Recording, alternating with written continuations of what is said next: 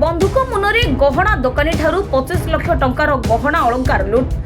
चंपुआ थाना उर्ती छक निकटरे ज्वेलरी दुकान को निकटरू प्राय 25 लाख टंकार गहना अलंकार लुटी होइतिबा जଣା पड़िछे। उर्ती छकरे गहना दुकान करथिबा ओम ज्वेलरी दुकान हिरण्यमयी साहू गत राति प्राय 9टा बेले दुकान बंद करी दुकान रो गहना अलंकार एक बैग रे धरी सान पुओ सहित घर को जाउथबा बेले उर्ती बड़ नहीं रास्ता रे दुकान ठारू मात्र 100 मीटर दूर रे आगो को छकी बसिथिबा 6 जन दुर्बृत्त तांको अटकाइथिले। बंधुक भुजाली देखाई माड़ मारिबा सह अलंकार बैग लुटी नहीं दुईटी बाइक रे करंजा रास्ता रे फेरार हो जाइथिबा जଣା पड़िछि। लुट परे से छक को जाई लोक को लुट संपर्क रे सूचना देबा परे ग्रामवासी लुटेरांको पीछा करिथिले सुधा तांकर टेर पाइ नथिले। परे खबर पाई चंपुआ पुलिस घटनास्थल रे पहुंची तदंत आरंभ करिथिबा जଣା पड़िछि।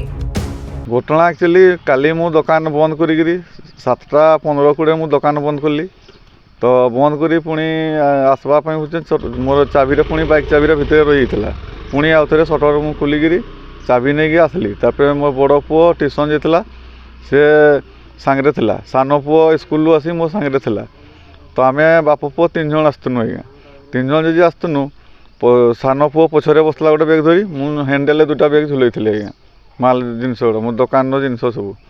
तापर मु आसली ये सडन मत छेकी पूरा मारशला बोलिकी मत बैग बुआ छिणी पकईदेला ठेलिकी।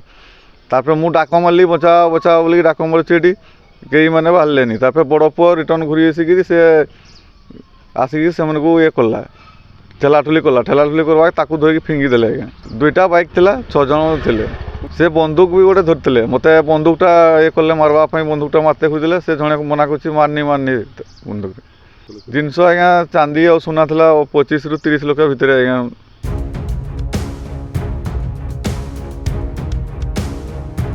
ब्यूरो रिपोर्ट विप्लवी परिक्रमा। Please like, share and subscribe to our channel Biplay Parikrama.